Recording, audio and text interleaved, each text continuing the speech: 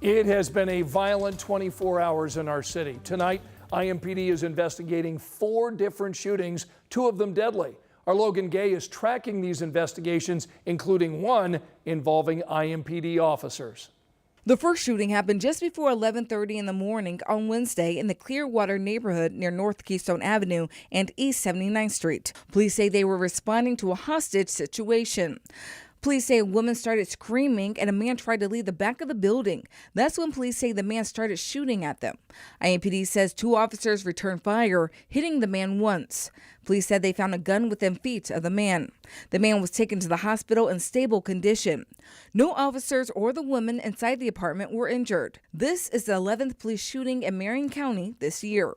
Then on the city's east side, a 58-year-old man was killed. It happened on the 200 block of South Emerson Avenue shortly after 11 p.m. Police say Darrell Williams was found shot and killed lying in the roadway when they arrived. There is no information about possible motive or suspect at this time.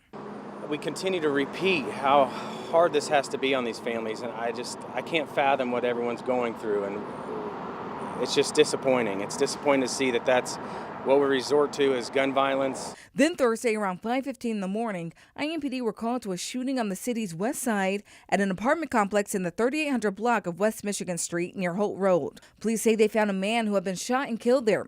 Officers say at least 1 gun was found at the scene, and they believe this to be an isolated incident.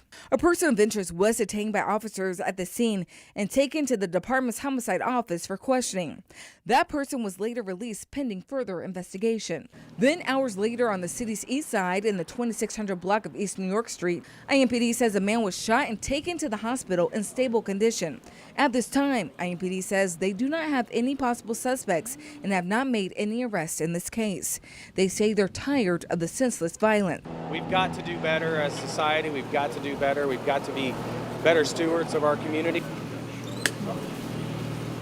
Tonight, a man is behind bars after Metro Police tell us he stabbed and strangled a man to death at the Indiana Convention Center. Now, according to the court documents, another employee heard Alan Gosnell begging for his life while the suspect was allegedly beating him in the face. Police say several people called 911 last night. Some followed the alleged killer until officers arrived on the scene. IMPD tonight is telling us they are prepared to keep everyone safe here in downtown Indianapolis this weekend. Officers will continuously be a presence as we were prior to this. Again, officers were fairly close when this particular incident happened. We had off-duty officers working near the convention center as well as our beat officers who work downtown as well.